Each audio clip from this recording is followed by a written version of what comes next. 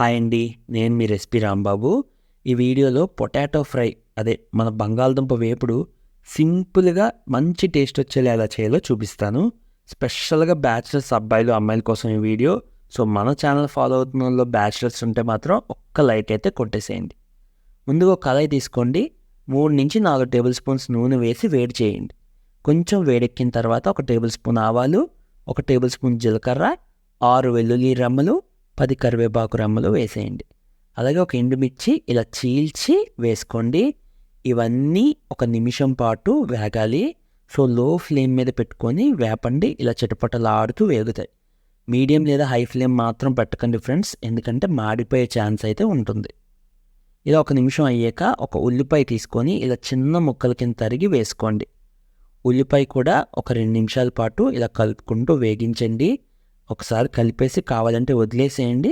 మీకు 2 నిమిషాలు అయ్యేసరికి కొంచెం కొంచెంగా ఉల్లిపాయ అయితే రంగు మారుతూ ఉంటుంది.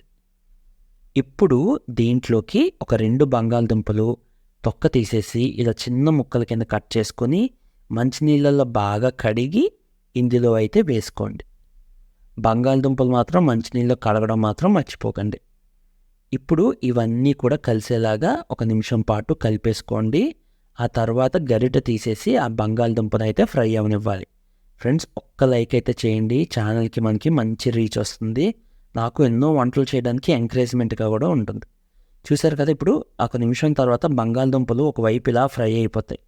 ఇప్పుడు దీంట్లో 1/2 టేబుల్ స్పూన్ పసుపు, 1/2 టేబుల్ స్పూన్ కారం, 1/2 టేబుల్ స్పూన్ ఉప్పు వేయండి. అంతే.